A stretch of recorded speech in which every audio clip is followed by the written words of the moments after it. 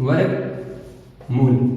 वर्गमूल का मतलब है कि किसी संख्या के लिए एक ऐसा गुणनखंड तैयार करना जिसको हम उसी संख्या से गुणा करें तो क्या हो जाए, हमारी जो मूल संख्या है वो आ जाएगी। यानी कि जैसे मान लो कि 25 है, 25 के लिए हम स्क्वायर रूट निकालना है।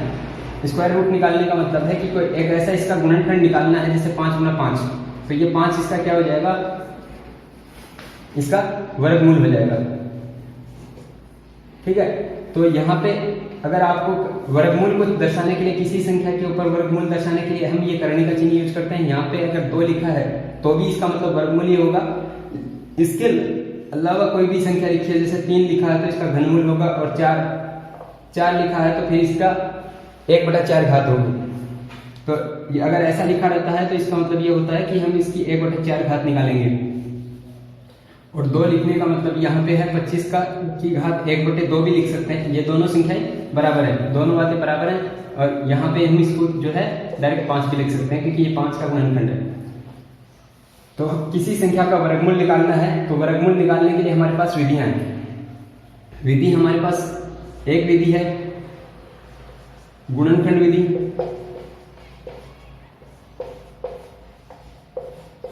दूसरी विधि है हमारे पास भागफल विधि,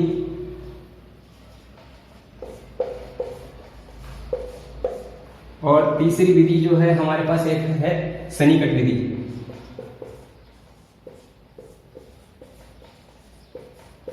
और उसके बाद में हमारे पास जो है कुछ शॉर्ट ट्रिक्स हैं। ये चारों मेथड में अभी आपको बता दूंगा कि क्लियर करके। जैसे मान लो कि आपको पहले मैं बताता हूँ 59 का गुणनखंड विधि। सबसे पहले हम जो है गुणनखंड विधि पढ़ेंगे। यानी कि जैसे मान लो कि मैं एक एग्जांपल लेता हूँ 64 का आपको निकालना है वर्गमूल। वर्गमूल निकालने के लिए अगर आप गुणनखंड विधि लगाएंगे तो इसका मतलब ये इसके गुणनखंड बनाने पड़ेंगे, यानी कि इसको टुकड़ों में तोड़ना पड़ेगा। तो टुकड़ों में तोड़ने के लिए हम क्या करते हैं, ऐसी इस तरीके की लाइन खींचते हैं और 62। अब इसमें क्या करते हैं, ऐसी छोटी से छोटी संख्या का भाग देते हैं जिससे कि ये पूरा भाग चला जाए। तो जैसे इसमें क्या करना है, हमेशा 1 का भाग नहीं देना है, 1 का भाग सभी संख्याओं में चला जाता है, इसलिए 1 से बड़ी किसी संख्या का भाग देना है। जो ये एक इसका इकाई अंक 2 है, इसका मतलब यहाँ पे 2 का भाग चला जाएगा। तो 2 का भाग जाने से क्या आ जाएगा हमारे पास, शेषफल 32। यहाँ पे जो है 32 आ जाएगा। 32 में भी 2 का भाग जा सकता है, 2 का भाग जाएगा तो यहाँ पे आ जाएगा 16, इसका भाग 8, 4, 2, 1। और आपको यहाँ पे भाग तब तक देना है जब तक कि आपका जो है भाजक 1 ना आ जाए, यानी कि अब इसमें 1 का ही भाग जाएगा। तो ऐसा करने के बाद में आपको क्या करना है, यहाँ पे वाली जो संख्याएं हैं उन सभी को गुणनखंड में लिखना है। यानी कि इस तरीके से लिखना है कि 2 गुणा 2 गुणा 2 गुणा 2 गुणा 2। तो ये टोटल 6 संख्याएं हैं, जैसे यहाँ पे 3 और यहाँ पे 3। तो हम क्या करेंगे, अभी इन संख्याओं के पेयर बनाएंगे। जो समान संख्या है उनका पेयर बनाएंगे। अगर यहाँ पे कोई अलग संख्या होती तो वो पेयर में नहीं आएगी, यानी कि समान संख्याओं का पेयर बनाएंगे और एक इससे लेंगे, 1 2 इससे लेंगे और एक संख्या इससे लेंगे और इनको आपस में गुणा कर देंगे। ऐसा करने से जो मान आएगा वही हमारा क्या होगा, वर्गमूल होगा। यानी कि इसका वर्गमूल जो है वो 8 होगा। अब दूसरा एक एग्जांपल लेते हैं, जैसे मान लो कि 196 लेते हैं। 196 के लिए हम क्या करते हैं कि इसका 2 का भाग देंगे, क्योंकि इसका इकाई अंक सम है तो 2 का भाग देंगे तो ये हो जाएगा 9 और ये 8। फिर इसमें 2 का भाग देंगे तो ये हो जाएगा 4, 9। अब यहाँ पे क्या हो रहा है कि 49 है, 49 में 2 का भाग नहीं जाएगा, 49 में 3 का भाग नहीं जाएगा, क्योंकि इनका योग जो है वो 13 आ रहा है। 4 का भाग नहीं जाएगा क्योंकि सम नहीं है, 5 का भाग नहीं जाएगा क्योंकि इकाई अंक 5 नहीं है, 6 का भाग नहीं जाएगा क्योंकि इसमें 2 का भाग नहीं जाता, 7 का भाग इसमें जाएगा, 7 का भाग जाएगा तो 7 का भाग देंगे तो यहाँ 7 आएगा और फिर 7 का भाग आसानी से चला जाएगा और यहाँ पे 1 आ जाएगा। तो ऐसे करने पे हम क्या करेंगे कि 2 गुना 2 गुना 7 गुना 7, इसमें जो समान संख्याएं हैं उनका हम पेयर बनाएंगे। तो यहाँ पे इस 2 का पेयर बन रहा है, इस 7 का पेयर बन रहा है, तो यहाँ से क्या करेंगे 2 ले लेंगे, यहाँ से 7 ले लेंगे, तो इन दोनों को आपस में गुणा कर देंगे। गुणा करने से आएगा हमारे पास 14। इसका मतलब ये हो गया कि हमारा जो एग्जाम्पल था 196 का वर्गमूल, इसका वर्गमूल हो जाएगा 14। तो इस तरीके से आप किसी संख्या का जो है गुणनखंड विधि से मान निकाल सकते हैं। लेकिन ये तो हो गया कि पूर्ण वर्ग संख्या है, ये पूर्ण वर्गमूल संख्या पूर्ण वर्ग संख्या है, इसलिए इसका मान निकल रहा है। अगर मान लो कि आपकी संख्या जो है वो पूर्ण वर्ग संख्या नहीं हो, तो ऐसे के इसके लिए आपको क्या करना है कि इसके लिए आपको 1 से लेकर 1 का अंडर रूट, 2 का अंडर रूट, 3 का अंडर रूट, 4 का अंडर रूट, 5 का अंडर रूट, 6 का अंडर रूट, 7 का अंडर रूट, 8 का अंडर रूट, 9 का अंडर रूट और 10 का अंडर रूट, ये जो है इनके मान आपको हमेशा पते रहने चाहिए। 1.16। अब इनका यूज करने के लिए एक एग्जांपल लेते हैं। जैसे मान लो आपको वर्गमूल निकालना है, 12 का वर्गमूल निकालना है, 12 का वर्गमूल निकालना है गुणनखंड विधि से।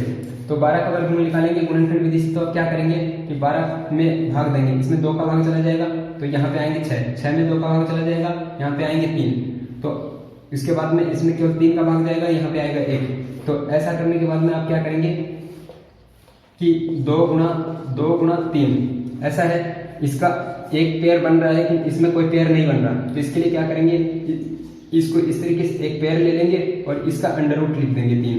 तो ये हो गया 2 गुणा अंडर रूट 3। 2 गुणा अंडर रूट 3 में से अंडर रूट 3 का मान यहाँ से ले लेंगे 1.732 और इन दोनों को गुणा कर देंगे, तो हमारे पास क्या आ जाएगा, अंडर रूट 12 का मान आ जाएगा। तो यहाँ पे क्या आएगा, जो उत्तर में आएगा 4, 3 दूनी 6, 7 दूनी 14 और 2 और 1 3। तो इस तरीके से इसका जो है ये मान आ जाएगा।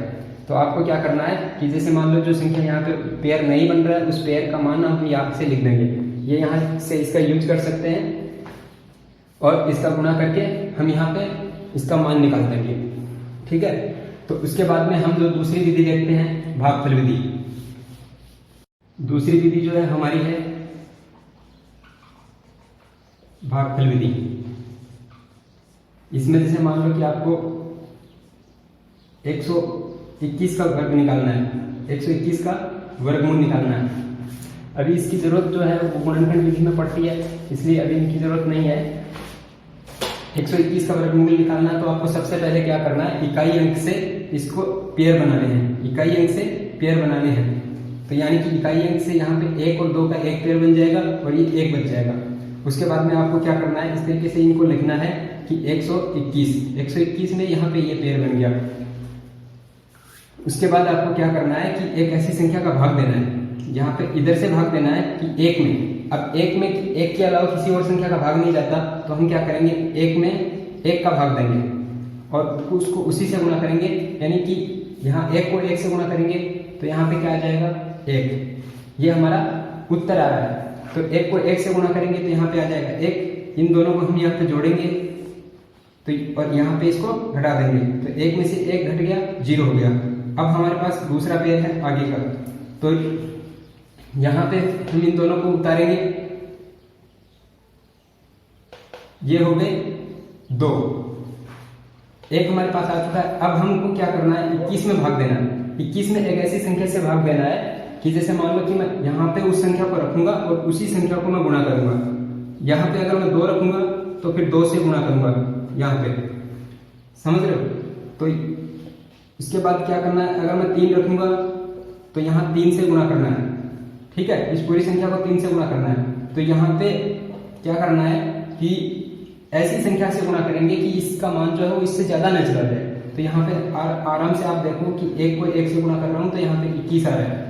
21 आने से हमारा शेषफल जो हो गया वो 0 हो गया। तो ये वाला भी यहाँ पे मैं लिख दूंगा। तो ऐसे करने से हमारा क्या हो गया, इसका जो वर्गमूल है वो हो गया 11। तो आप कैसे करेंगे, ये एक एग्जाम्पल हो गया।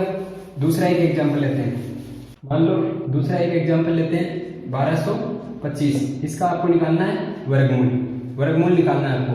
तो आप क्या करेंगे, सबसे पहले इसके भागफल विधि से अगर आपको वर्गमूल निकालना है तो अब इसको लिखेंगे यहाँ पे और यहाँ से इकाई से हम इसके पेयर बनाएंगे। इकाई से इसके पेयर बनाएंगे तो अब आपको क्या करना है, पहले पेयर में भाग देना है। पहले पेयर में एक ऐसी संख्या का भाग देना है कि उसको उसी संख्या से गुणा करने पर ये 12 से बड़ा ना हो जाए। तो देखो 2 को 2 से गुणा करेंगे 4, 3 को 3 से करेंगे 9, 4 को 4 से करेंगे 16। तो इसका मतलब 16 जो है वो बड़ा हो रहा है, तो हम क्या करेंगे, उससे छोटी वाली संख्या से गुणा करेंगे। ठीक है, तो छोटी वाली संख्या से गुणा करेंगे तो हमारा जो है उत्तर आ जाएगा यहाँ पे, और 3 को 3 से गुणा करेंगे तो यहाँ पे क्या आ जाएगा, 3 को 3 से गुणा करेंगे तो यहाँ पे आ जाएगा 9 इस पेयर में से, और यहाँ पे शेषफल बचेगा 3। अब ये हो गए दोनों जुड़ गए, यहाँ पे 6 और 3 में भाग नहीं जाएगा तो हम क्या करेंगे, आगे की ओर संख्या लेंगे। और आगे की जब भी संख्या लेंगे तो जैसे भाग में एक अंक लेते हैं वैसे नहीं लेंगे, यहाँ पे क्या लेना है, पूरा पेयर उतारेंगे, पेयर, पूरा पेयर का जो अंक है, पूरी संख्या है वो लेंगे।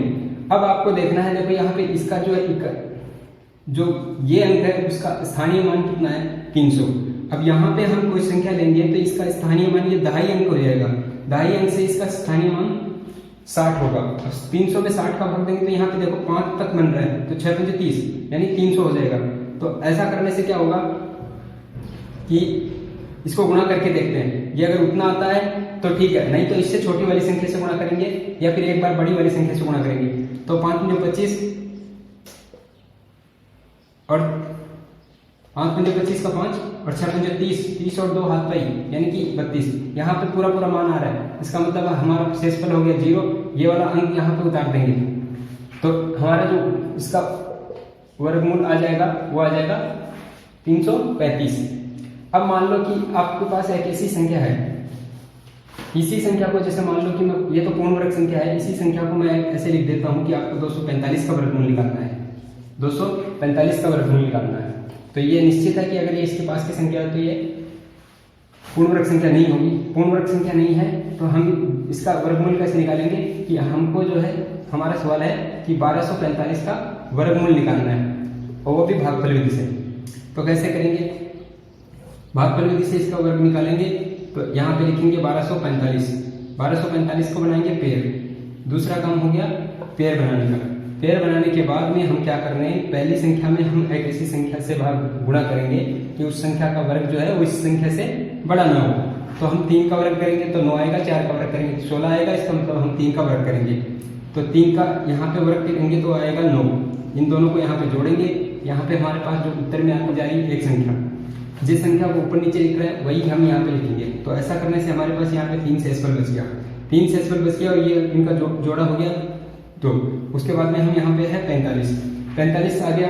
उसके बाद में हम क्या करेंगे कि जैसे मान लो कि ये 345 है, इसमें इस अंक का स्थानीय मान 300 है और यहाँ पे जब हम कोई भी अंक रखेंगे तो इसका मान होगा 60, स्थानीय मान 60, यानी कि हम इसको 5 से गुणा कर सकते हैं। 6 से गुणा करेंगे तो ये 360 हो जाएगा जो कि बड़ा हो जाएगा, तो हम 5 से गुणा करते हैं। 5 से गुणा करते हैं, पहले 5 से गुणा करेंगे तो हम क्या करेंगे, यहाँ पे 525 और 6 पंजे 30 और 3 2 32 ये हो गया। तो हमारा ये जो संख्या है इससे छोटी संख्या है तो हम यहाँ पे 5 लिख देंगे। उसके बाद में हमारे पास जो है शेषफल बच गया 20, शेषफल हो गया 20 और ये इनको हम ऐड कर देंगे। ऐड करेंगे तो यहाँ पे नीचे जब लेके आते हैं तो ऐड करते हैं। अब यहाँ पे 20 में 70 का भाग नहीं जाएगा, 20 में 70 का भाग नहीं जाएगा तो हमको क्या करना है, यहाँ पे और अंक बढ़ाने हैं। और अंक बढ़ाने का जैसे भाग में होता है वैसे हम यहाँ पे करेंगे दशमलव लेंगे। दशमलव लेकर भाग में जब करते हैं तो हमारे पास एक ही दशमलव लेते हैं, लेकिन जब वर्गमूल निकालते हैं तो हम क्या करेंगे, एक दशमलव के बदले 2 जीरो लेंगे। समझ रहे? अब 2 जीरो लेने से अब देखिए इस अंक का जो स्थानीय मान है वो है 2000, इसका पूरा मान भी 2000 है और इसका स्थानीय मान भी 2000 है। यहाँ पे जब हम कोई भी अंक रखेंगे, कोई भी अंक हम रखेंगे, इसको गुणा करेंगे तो यहाँ इस जो अंक है उसका स्थानीय मान 700 है। तो 700 का मान अगर 2 बार करेंगे तो 1400 आएगा और 3 बार करेंगे तो 2100 आएगा। तो अगर हम क्या करेंगे, 2100 तो ज्यादा हो जाएगा तो हम क्या करेंगे, इसका 2 बार गुणा करेंगे। 2 बार गुणा करेंगे तो यहाँ पे आएगा 4 और ये होगा 0 और ये होगा 14।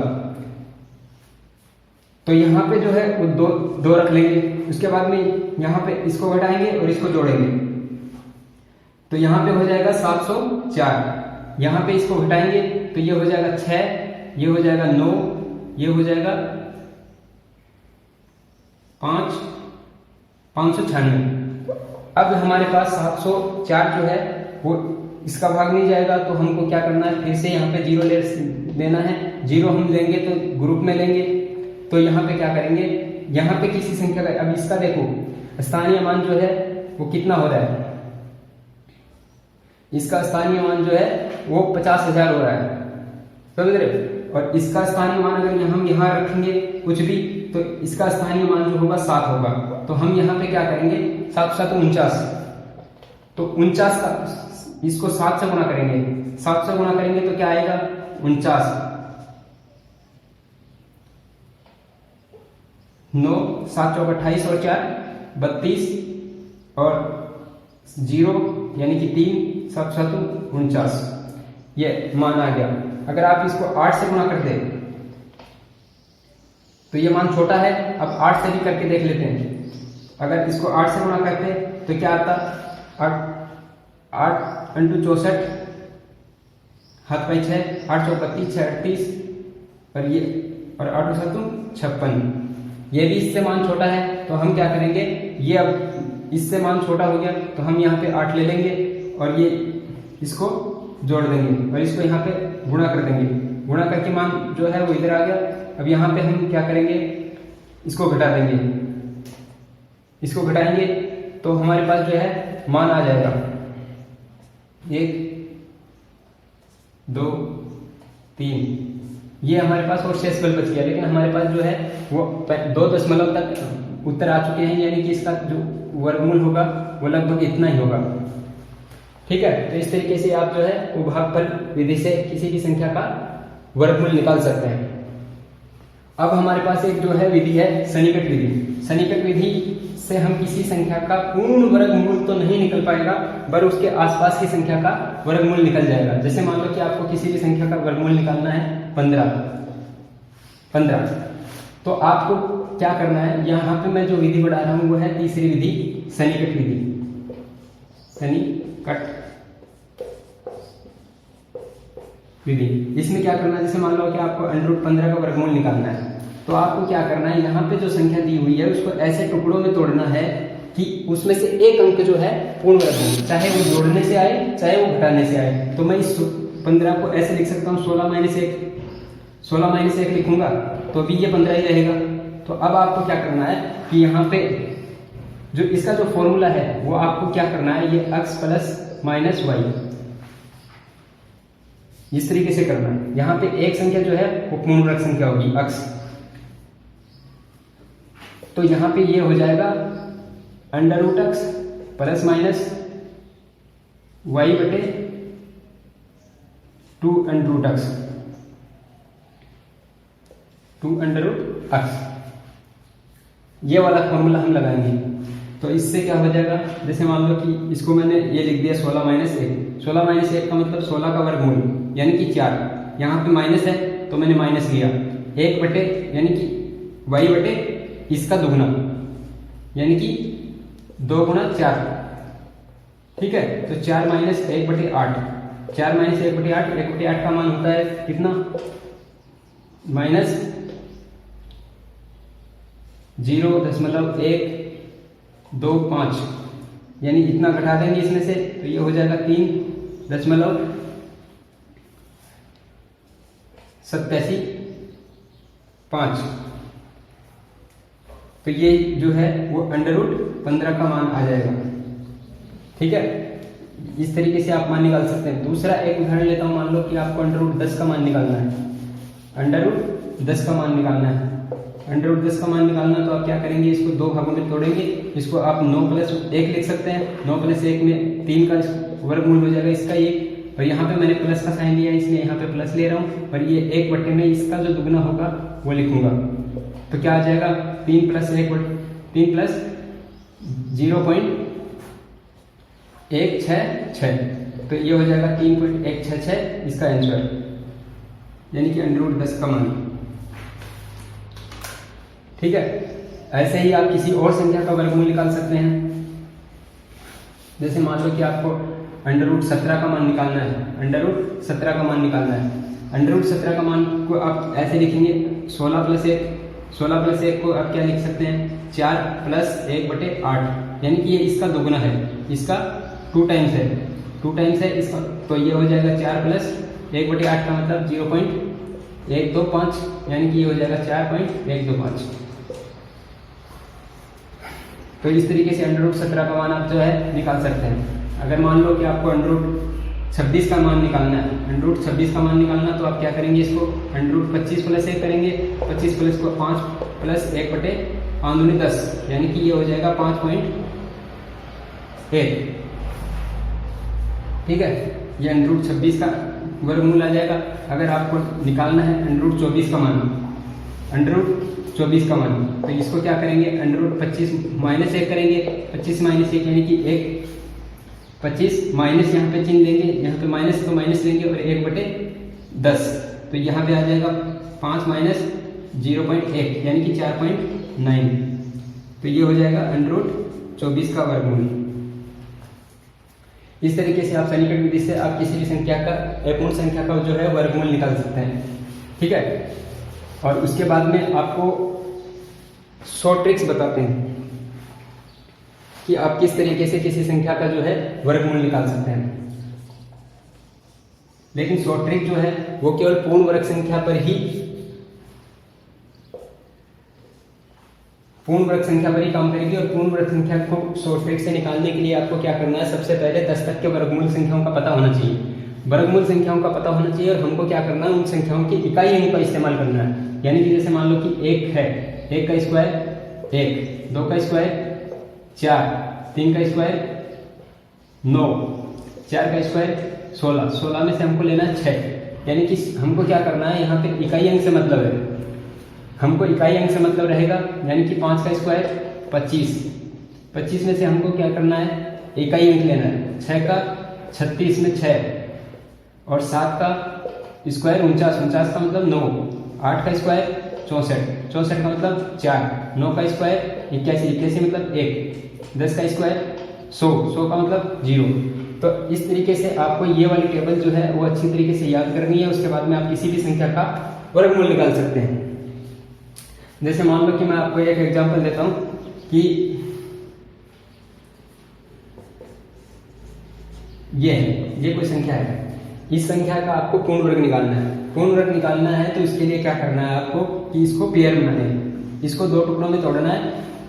2 टुकड़ों में तोड़ने के बाद में यहाँ पे आप देखेंगे कि यहाँ पे 25 का इकाई का अंक क्या है, 5, इकाई का अंक 5 है। तो किस संख्या के वर्गमूल में इकाई का अंक 5 आता है, यानी कि इनको मैं ऐसे लिख सकता हूं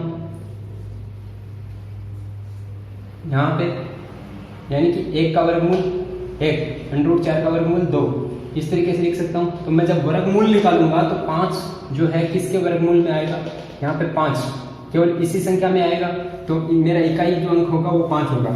अब आपको यह देखना है कि ये जो संख्या है 110, ये संख्या किस संख्या के वर्गमूलों के गुणा करने से आ रही है, यानी कि किस संख्या से वर्गमूल में छोटी है। तो आप देखिए कि जो 10 का वर्ग होगा, 10 का वर्ग होगा वो 100 होगा, और 11 का वर्ग 121, 11 का वर्ग 121। तो यहाँ पे हमको छोटी वाली संख्या लेनी है, यानी कि आपकी जो संख्या है वो इससे छोटी है, तो हम किसका यूज करेंगे, इसका। ठीक है,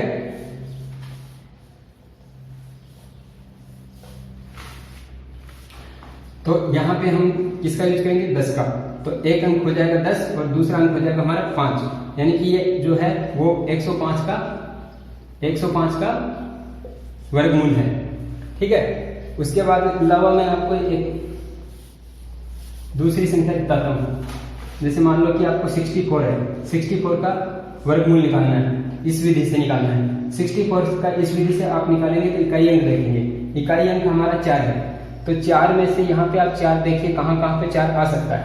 हमारे पास 2 ऑप्शन है, एक 4 जो है किस संख्या के वर्ग में आता है, 2 के वर्ग में। एक जो है 4 जो है किसके वर्ग में आता है, 8 के वर्ग में। तो या तो हमारा इकाई अंक 2 होगा या फिर हमारा 8 होगा। तो ये तो हो गया इसके लिए, इकाई अंक के लिए। उसके बाद में हमारा इस अंक के लिए, यहाँ वाली जो संख्या है उसके लिए। तो 6 देखिए आप किस संख्या के वर्गमूल से पहले आता है। तो आप यहाँ पे देखिए 2 का वर्ग करेंगे तो 4 आता है, और 3 का वर्ग करते हैं तो 9 आता है, यानी इन दोनों संख्याओं के बीच में आता है। ठीक है, तो हमारा जो दहाई अंक होगा जो यहाँ पे होगा, तो हमको 9 तो बड़ी संख्या हो जाती है, इसलिए हम क्या करेंगे 4 वाली संख्या से लेंगे। तो यहाँ पे आ जाएगा हमारा 2। ठीक है, ये इसमें यहाँ पे ऐसा नहीं करेंगे, यहाँ पे हम करेंगे पेयर में, ठीक है, क्योंकि यहाँ पे जो पहले इकाई अंक है यहाँ पे 64 आ रहा है, तो यहाँ पे आपको जो है वो 8 जो 4 है तो 8 के लिए आएगा, ठीक है। दूसरी संख्या लेते हैं, जैसे मान लो कि आपको 169 लेना है। 169 में इस पेयर में आपको देखना है कि इस पेयर में आपको देखना है कि 9 जो है वो 9 कहाँ पे आता है। 9 आपको या तो मिलेगा 7 पे या मिलेगा आपको 3 पे, यानी कि अगर इसका वर्गमूल निकालना है तो इस जोड़े में और इसको जोड़े में तोड़ना है और उसके बाद में इकाई अंक में आपको देखना है कि 9 जो है वो यहाँ पे किसके वर्गमूल में 9 आ सकता है। तो यहाँ पे आप देखेंगे तो या 3 के वर्गमूल में आ सकता है या 7 के वर्गमूल में आ सकता है, 9 के वर्गमूल में। तो यहाँ पे जो हमारा इकाई अंक होगा वो इन्हीं 2 अंकों में से कोई एक अंक होगा, यानी कि 3 होगा या 7 होगा, ठीक है। उसके बाद में हमको क्या करना है कि इस अंक के लिए हमको एक मान निकालना है। अब ये जो एक अंक है वो 1 का स्क्वायर आता है, यानी कि सीधा है कि ये पूरा एक ही अंक है, तो हम क्या करेंगे इसकी जगह 1 ले लेंगे। अब इन दोनों में से कौन सी अंक लेंगे, यानी ये 2 अलग अलग अंक हैं, हमको कंफ्यूज करना है कि 3 आएगा या 7 आएगा। उसके लिए आपको क्या करना है कि ये जो अंक है, ये जो अंक आपने लिया है उससे एक बड़ी संख्या से गुणा करना है, एक बड़ी संख्या से गुणा करना है, यानी 1 को 2 से गुणा करना है। ऐसा करने से हमारे पास आएगा 2। 2 जो मान है, आपकी संख्या जो है वो इस 2 से छोटी है तो आप छोटा मान लेंगे। अगर यहाँ पे आपका मान जो है बराबर आता है तो भी आपको छोटा मान लेना है। अगर आपका मान जो है बड़ा आता है, यानी आपकी संख्या जो है वो इससे बड़ी होती है, तो आपको ये बड़ी वाली संख्या लेनी है। तो ऐसे में आपका जो है एक अंक तो हो जाएगा 1। इन दोनों में से आपको जो है कैसे निकालेंगे कि कौन सा अंक आएगा, 1 को गुणा करना है उससे बड़ी वाली संख्या से, इसका मान जो 2 आएगा 2 से तुलना करनी है कि आपकी संख्या छोटी है या बड़ी। अगर आपकी संख्या छोटी है तो छोटा मान आएगा, अगर आपकी संख्या बड़ी है तो बड़ा मान आएगा।